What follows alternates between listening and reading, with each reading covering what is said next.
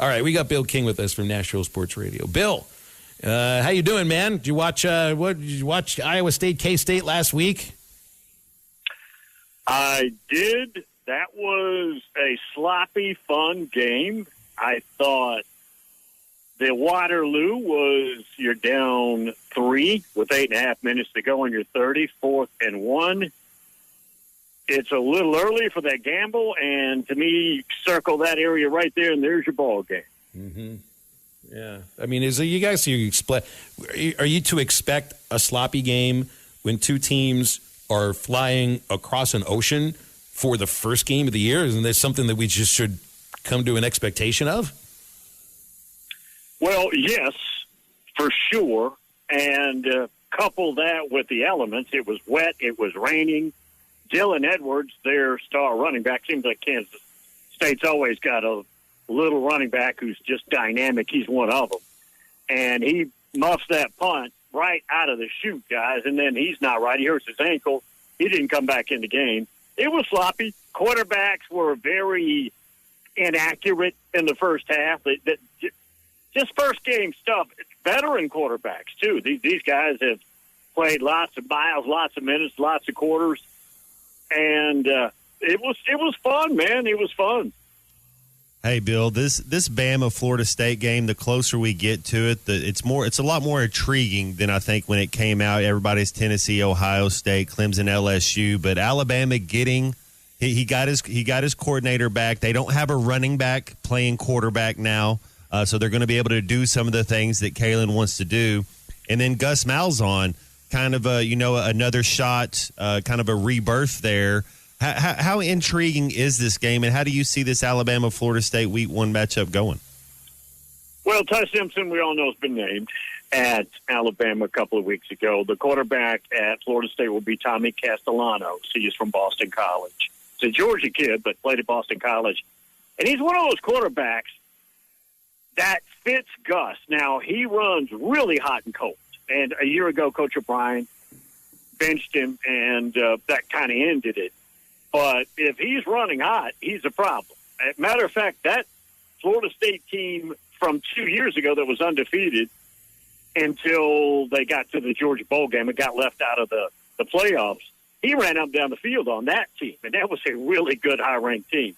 Anyways, that might be a good fit for them. I would say personnel-wise, though, maybe it's sluggish in the beginning, but Alabama should win, I would think, somewhat comfortably. Bill, we were looking at the Auburn depth chart, and I think we saw 34 players on the defensive side, and they do not have anybody chosen as a starter. You never know if, depth chart shenanigans are a red flag or if the coaching staff is just messing with anybody that's going to read this. But I think you've told us that you expect Auburn's defense to be a strength this year. I don't know how good they're going to be offensively, but you've said their defense ought to be pretty good. It was a year ago. And it's going to be better this year. They're stout up front. They're athletic. Their linebackers are rangy.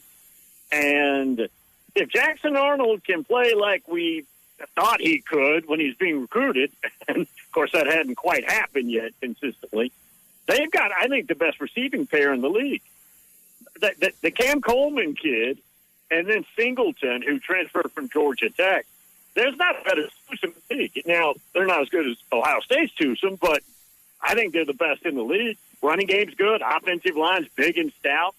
Now, they may underachieve and make me look foolish, but they have personnel to win 8 games. Bill, this Ohio State-Texas game, the more closer it gets, the more I'm thinking about it that, if they were in Austin, I think I'd have Texas. But the fact that they're in Columbus, I'm going Ohio State. What's the odds? What's the chances then? Either way, win or lose, both Ohio State and Texas are in the playoff 12 this year. Yes or no? Oh, I think both are in, unless there's a collapse that I can't predict sitting here. And I think this game might get into the low 20s, and that's on a pointsy game for them. I think the defenses both have the advantage in this matchup. Texas, you could argue, has got the best defense in the country. The defensive line, deep, stout, linebacker. They got a first-team All-American basically on every level. whether it's Colin Simmons, the defensive end, Anthony Hill, linebacker. Offensive line, they should be okay, but it's a little bit of a question right now. And obviously you're trotting out Arch. We're going to get our first meaningful look at him. They started a couple of other games, but those weren't games where the opponent could fight back. This is going to be fun, guys. Julian Singh, the true second-year kid quarterback for Ohio State. He's got Mr. Smith, Jeremiah Smith, and then Carnell Tate, the other receiver, is probably wide receiver one in most any other school. They're losing those two tailbacks. Guys, I think this is a 50-50 game. We can't account for turnover sitting here, but that might be the difference. This could be a white knuckler to the end, I would hope. The Battle of the Tigers, Clemson and LSU, that to me, that's the most intriguing. A lot of people have Klubnik as the best quarterback in the country. I don't. I do like Messenberger. What's his last name? Garrett Nussmeier. Yeah, Nussmeier. I like that dude. Yeah. That being said, if Clemson loses, I still think Clemson has an easier pathway to 10 wins and making it to the playoff 12. LSU goes again 0-1 there. How hot is that seat there for Brian Kelly? If LSU loses the opener, that's 0 for the last 6 openers. 0 for 6. That's frustrating. Now, they owe him $50-something million if they fight him this year. It goes down about $8 million a year. I don't think there's any push, even if they went 8-4, which would be a horrible year for them. I still don't think people making the decision run him out of town. Now, the fan base, which we know is very passionate, will absolutely come unglued. I think whatever honeymoon is left would be gone, long gone, and the fans would want a divorce, and they want one yesterday. I tell you what, Brian Kelly's a good coach, though. I don't know that I think they're going to compete to win the league, but they should be 9-3. And that puts you right there. Now, if you're on the outside looking in, you don't get in the 12. That's still a disappointment, but they're not going to run him out of town. Hey, Bill, are you a cable subscriber? Do you do streamer? Do you Sling or YouTube TV? How do you watch college football? What's your thing? This morning, 2 items to start off with. YouTube from satellite a couple of years ago, and I like it. I didn't like the news I saw the other day when they're at an impasse with Fox, and everybody's hitting me up. So what I'll do is if they don't come to an agreement, I'll go to Sling. You can buy a 1-day, 24-hour pass for like $4.99, which I'll pay whatever they ask, but that's nothing, right? Or I'll get Fubo, and I'll get a free trial. I'm not going to miss the Ohio State game. Also, guys, the Auburn-Baylor game is in jeopardy. That's on Fox from Friday night. Yeah, you mean fans are going to be held hostage by this? But you said so for $5 you can watch. That has the service that's not working. That's me. That's interesting. It'd be $70 for the entire year. That's actually not a bad way to watch college football. Hey, did you see Alabama and West Virginia cancel their home and home?